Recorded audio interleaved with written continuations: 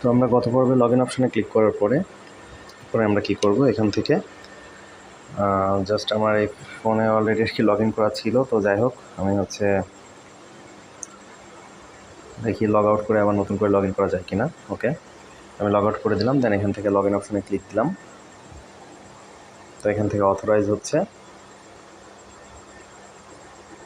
ওকে, তো আমার আর কি অলরেডি জিমেল এবং পাসওয়ার্ডটা দেওয়া ছিল। তো যাই হোক, আমি লগ আউট করার কারণে আপনার হচ্ছে এখন শুধুমাত্র জিমেলটা দেখাচ্ছে। তো এখানে আমরা পাসওয়ার্ডটা দিয়ে দিব। তো পাসওয়ার্ডটা দিয়ে আমরা জাস্ট এখান থেকে লগ ইন করে নিব।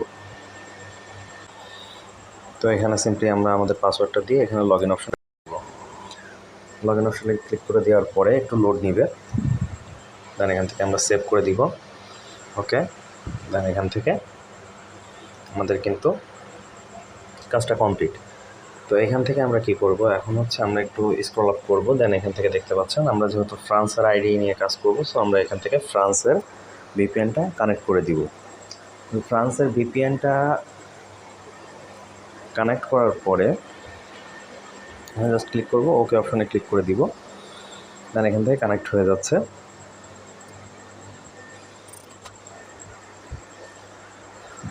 ওকে, তো আমার কানেক্ট হয়ে গেছে দেখতে পাচ্ছেন। এখন এখানে ডিসকানেক্ট অপশনটা চলে আসছে।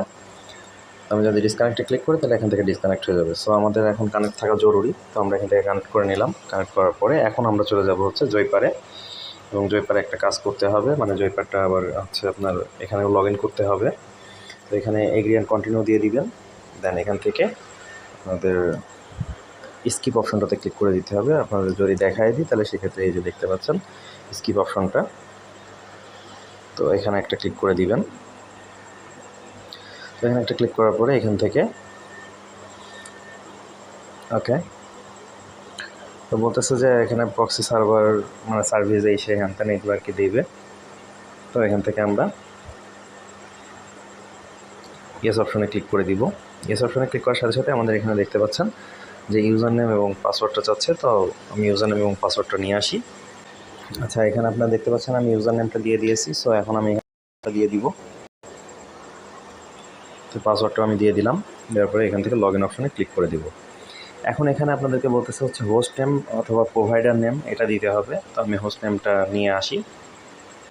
আচ্ছা, তো আমি হোস্ট নেমটা দিয়ে দিয়েছি দেখতে পাচ্ছেন। এখন এখান থেকে আমরা নেক্সট অপশনে ক্লিক করে দিব। নেক্সট অপশনে ক্লিক করার পরে এখান থেকে আমরা কোনো কিছু করবো না, জাস্ট স্কিপ অপশনে একটা ক্লিক করে দিব। স্কিপ অপশনে ক্লিক করার পরে এখানে একটু অপেক্ষা করব। এখান থেকে হচ্ছে এই তিনটা নট ফাউন্ড থাকবে এবং শুধুমাত্র এইটা পাবে। তো এটা অলরেডি পেয়ে গেছে। ওকে, তো আমরা এখান থেকে এখন ফিনিশ অপশনে একটা ক্লিক করে দিব। তো ফিনিশ অপশনে ক্লিক করার পরে আমাদের এখানে একটু অ্যালাউ পারমিশন চাইবে। তো আমরা এগুলা অ্যালাউ করে দিব। তো এখান থেকে হচ্ছে আমার ফোন থেকে পারমিশন চাচ্ছে। আমি জানি না আপনারা এখান থেকে দেখতে পাচ্ছেন কি না। তো যাই হোক, এখান থেকেও আমি অ্যালাউ করে দিলাম, মানে অ্যাপসের পারমিশন যেটা আর কি চাই সচরাচর। তো এখান থেকে আমি ওকে অপশনে ক্লিক করে দিলাম। দেন এখান থেকে অ্যালাউ অপশনে ক্লিক করে দিলাম। ওকে, তো আমাদের কলিং অ্যাপসটা আর কি সেট আপ কমপ্লিট। তো এখন আমরা চলে যাব হচ্ছে ক্লোন অ্যাপসের ভিতরে। তার আগে আরও একটা কাজ আছে, সেটা হচ্ছে আমাদেরকে আইপিটা সেট আপ করতে হবে। তো চলেন আমরা আইপিটা সেট আপ করে আসি। তো এর জন্য আমরা সরাসরি চলে যাব হচ্ছে আমাদের ক্রোম ব্রাউজারে। এই যে দেখতে পাচ্ছেন ক্রোম ব্রাউজার। তো ক্রোম ব্রাউজারে যাওয়ার পরে আমরা এখান থেকে আচ্ছা, আমি একটু শুরু থেকেই দেখাই আপনাদেরকে। দেখানোর জন্য হচ্ছে এটা আমি কেটে দিচ্ছি। এখান থেকে এই যে প্লাস আইকনে ক্লিক করে দিলাম। প্লাস আইকনে ক্লিক করার পর নতুন একটা ট্যাব আসলো। তো এখান থেকে আমি হচ্ছে আচ্ছা, এখানে বলতেছে যে আমার আর কি ফিঙ্গারপ্রিন্টটা দিতে, তো আমি দিয়ে দিলাম। দেন এখান থেকে আমার হচ্ছে এখন আইপিটা দিতে হবে। সো আমি একটু আইপিটা নিয়ে আসি।